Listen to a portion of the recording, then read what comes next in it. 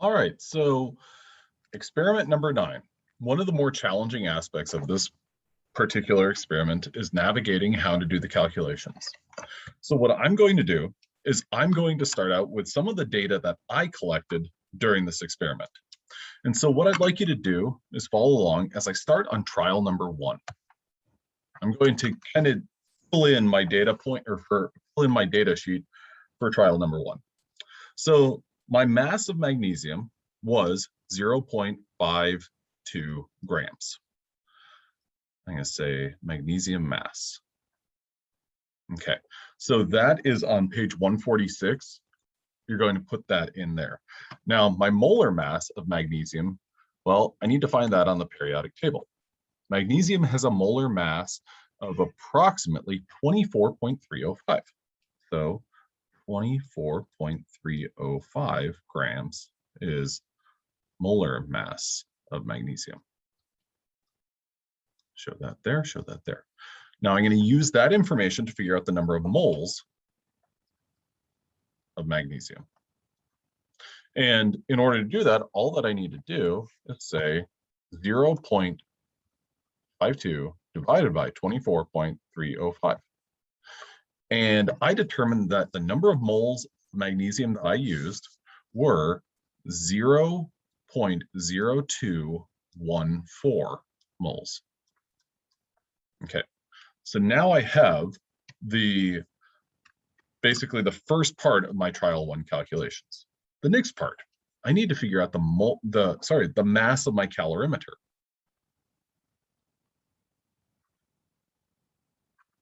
Now the mass of my calorimeter was 3.65 grams. The next thing was the mass of my calorimeter plus my HCl solution. Now, mass of all of that, I'm going to say cal plus HCl solution. Well, effectively, that is the mass of the solution, which was approximately 50 grams because my density was 1 gram per milliliter. But I determined this to actually be 53.88 grams. Which that number makes sense because what that tells me is that my solution, I maybe didn't measure exactly 50 milliliters. Instead, I got 50.028. So the next is density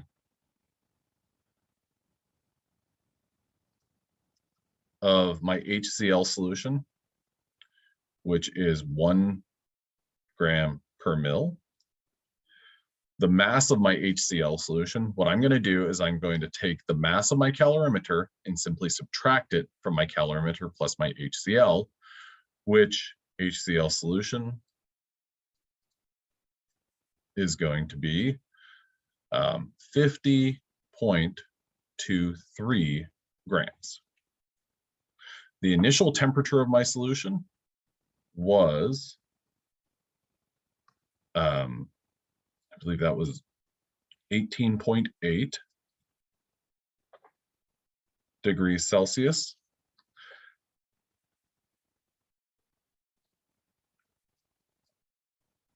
And then the final temperature was, I believe that was 42.9 degrees Celsius. Or that was the highest temperature that I observed.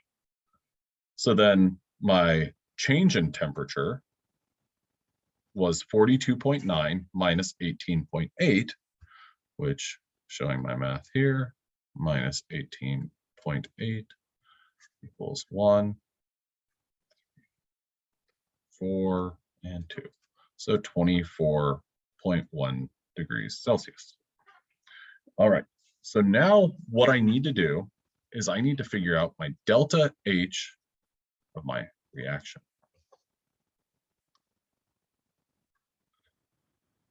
Now, one of the things that is very important that we are thoughtful of is that for this experiment, magnesium and magnesium oxide for part 2, those are our limiting reactants.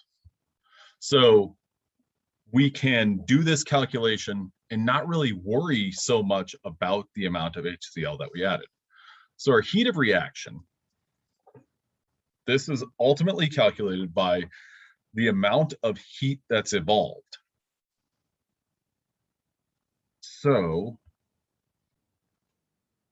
we are going to use the equation Q is equal to MC delta T. So this is displayed on page 148 of your procedure. M is the mass of the solution that's changing temperature. So that's going to be the mass of our HCl solution, which is 50.23 grams. C is going to be the specific heat of this solution, which we're going to treat this as basically being water. And so it's 4.18 joules per gram degree Celsius. You might also see this as 4.184 joules per gram degree Celsius. Effectively, it's the same thing. Now, the last thing is change of temperature, delta T, which in this case we saw as 24.1 degrees Celsius. So we're going to plug this in, and this is going to give us the heat of the reaction, the delta H of our reaction. So if I get my calculator out, which at the moment I have 3 copies of that program out, I'll say 50.23 times 4.184 times 24.1. That gives me a value of 5064.9. Units for that are joules. Now, what I want to do is I want to convert those into kilojoules. So joules, whenever I have 5,000 of them, that's simply going to be 5. So 5.0649 kilojoules. So that would be your delta H of your reaction. If you look on page number 146, it asks you for the delta H of the reaction as well as delta H of your reaction per mole. And so that is going to be where we bring in this value right here. So divide it by 0.0214. Okay, now divide by 0.0214.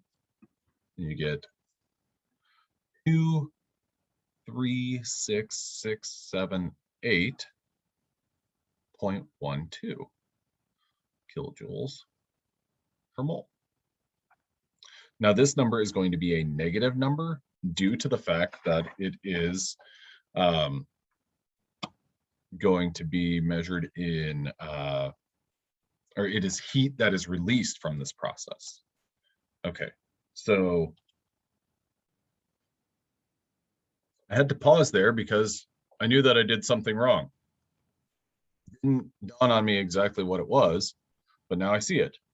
The problem that I have is I took 5,064.9 and divided by 0.0214. What I need to do is I need to divide my kilojoules, 5.0649, divide that by 0.0219. And whenever I do that, I get a number that is not this, but rather it is 231.27. This is a negative value, negative 231.7 kilojoules per mole. Now, you're going to do that 3 times. That's going to give you an average. Or sorry, whenever you get all 3 of those values, calculate an average. You're going to plug that in on page 148 here to spot number 1 in the middle of the page. And so you're going to have that as negative 231.27. Okay, so now what I'm going to do is I'm going to move on to my other reaction, which my other reaction was magnesium oxide, MgO, plus 2HCl yields MgCl2 plus H2O. Okay, now what I need to figure out is I need to figure out my delta H of that reaction, and I need to figure out my delta H Rxn per mole. We're going to be solving for this delta H Rxn, but this is the value right here that we're going to be using moving forward on page 148, for instance, that heat of reaction per mole is what we really care about, because that gives us kind of a constant. It relates it back to the amount of the material that we used. So I'll put page 148 stuff together after I've done this calculation. But with that said, now what I'm working on is basically page 147. Page 147, I've got a mass of magnesium oxide, and that mass of magnesium oxide for me was 0.36 grams. Now, that's MgO. MgO. My molar mass of magnesium oxide. Well, my molar mass of magnesium oxide is simply the mass of magnesium plus the mass of oxygen, which is 40.30. 40.30. If I have 0.36 grams of magnesium oxide, means that I have 0.008932 moles of magnesium oxide. Okay, so that's the number of moles that I have. I need to figure out the mass of my calorimeter. Well, that was my styrofoam cup. I need to figure out the mass of my calorimeter and my HCl solution. And finally, I need to figure out the mass of my HCl solution. So my calorimeter was, again, approximately that 3.65 grams. So I'll write my calorimeter was 3.65 grams. My solution plus my calorimeter was 53.98 grams. So then the mass of my HCl solution, and I'm going to write mass of my HCl solution, was 50.33 grams. The density of that solution was 1 gram per milliliter. Now, what I am basically concerned with is my initial temperature, my final, and my delta T. My initial temperature was, I believe, 18.8 degrees Celsius. My final was 22.1 degrees Celsius. Therefore, my change in temperature was 3.3 degrees Celsius. My specific heat was, again, 4.184 joules per gram degrees Celsius.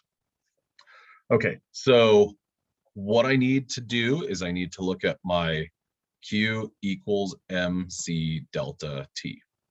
I'm going to be getting a negative number because of the fact that I have heat released from the system. My mass of my solution right here, because that's what's changing temperature. I don't care about the magnesium or the magnesium oxide or anything like that in this. All that I care about is what is the mass of my solution. Well, that was 50.33 grams. What is my C, my specific heat? 4.184 joules per gram degrees Celsius. What was my delta T? 3.3. So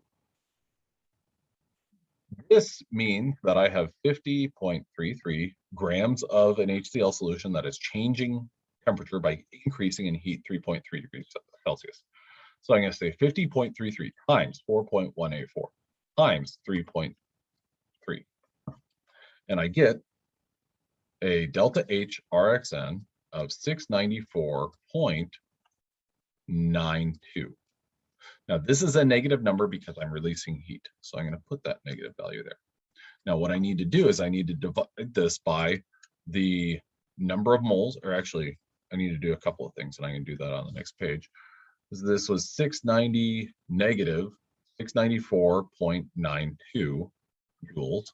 I'm going to convert that to 0.69492 kilojoules. Still a negative number. Now I need to divide this by the number of moles of my limiting reactant, which was my magnesium oxide. And that was 0.0089. I'm going to jump back to my previous page, 0.008932 moles. So I'll plug that in. Okay, divide that by 0.008932. and I get negative 77.80 kilojoules per mole. Okay, so you're going to use that data point. You're also going to collect two other data points from your peers. Now let's look at, effectively, I'm going to put together my scheme for page 148. Page 148 says reaction number 1, 2, 3, and then reaction 4. Reaction number 1 is solid magnesium plus 2 HCl aqueous yields MgCl2 plus H2. This is a gas that's released, and this is an aqueous solid. Okay.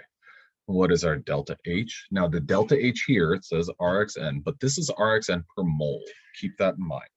Or actually, yeah, that's going to be per mole. Number 2 is magnesium oxide.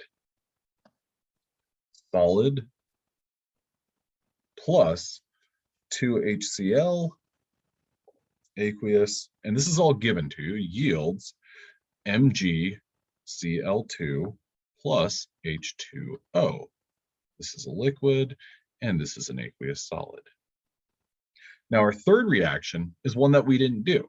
Our third reaction is H2 gas plus 1/2 O2 gas yields H2O liquid. Now, our fourth reaction is the one that we want to use all of these above reactions to manipulate to match.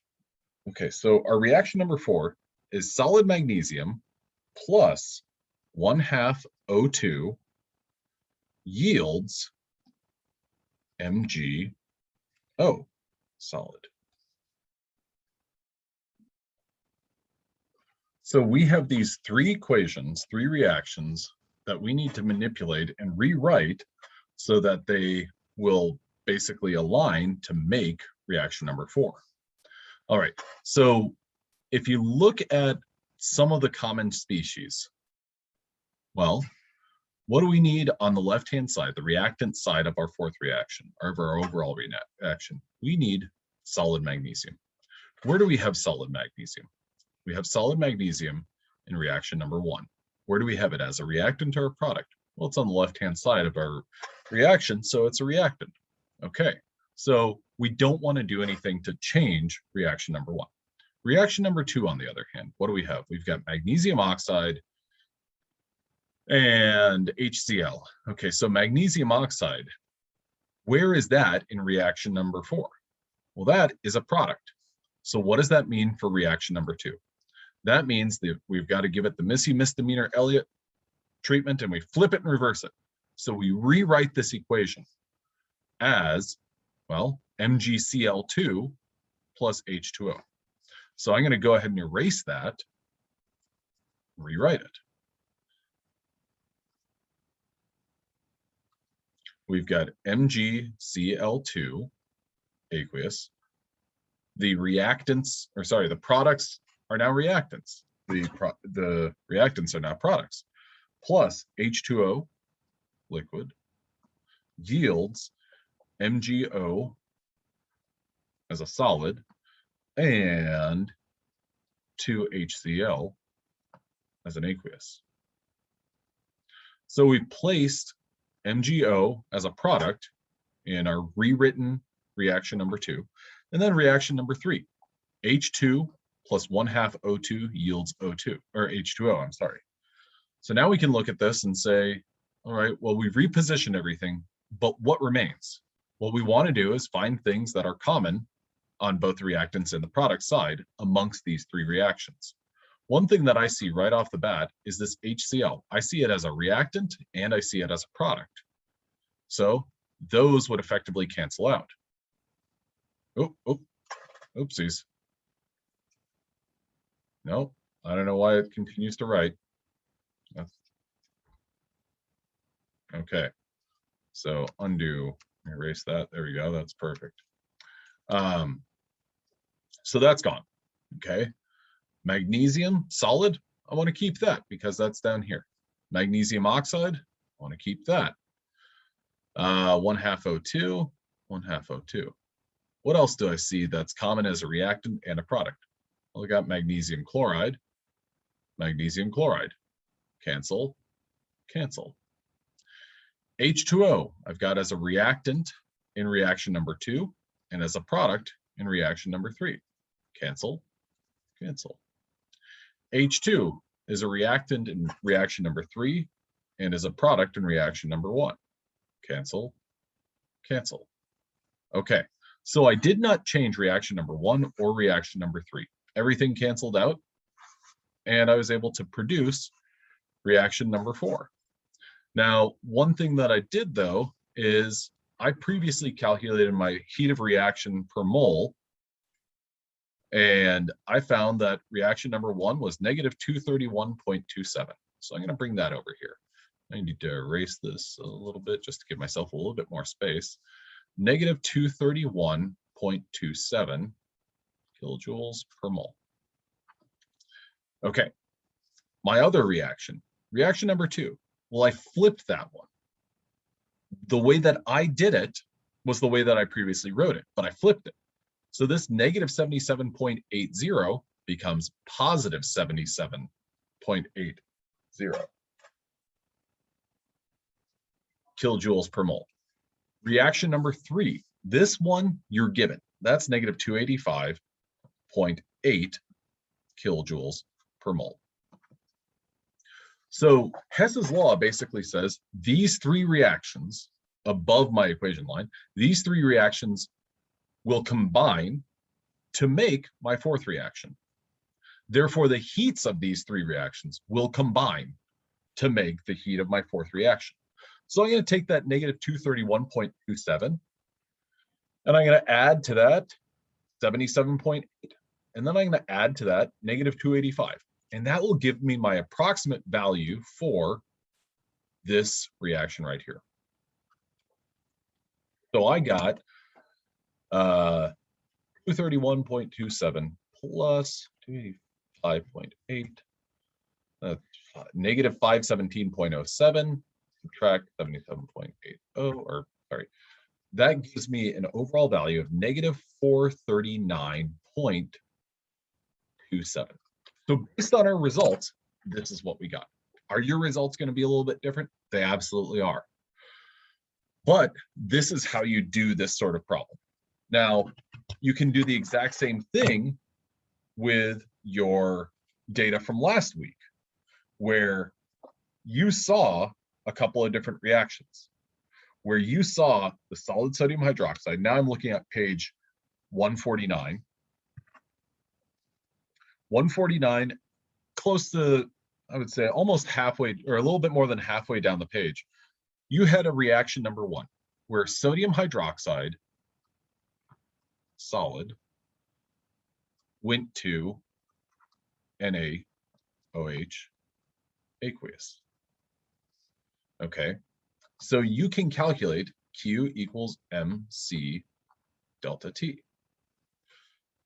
Reaction number 2, NaOH aqueous plus HCl aqueous yields NaCl aqueous plus H2O. You can solve for Q equals MC delta T. And then finally, the last reaction. Well, that last reaction was kind of a combination of these two. The last reaction was NaOH, I'm about to sneeze. See? Plus HCl aqueous yields NaCl aqueous plus H2O liquid. Oh yeah, I forgot that up there. You did this reaction, so you can solve for Q equals MC delta T. But also you can compare this value from these first two reactions and see how close it is to that. So you have an experimental value and then a value based on your observations. All right, so I believe that wraps everything up in terms of our calculations. Okay, I hope this is helpful. Have a good one.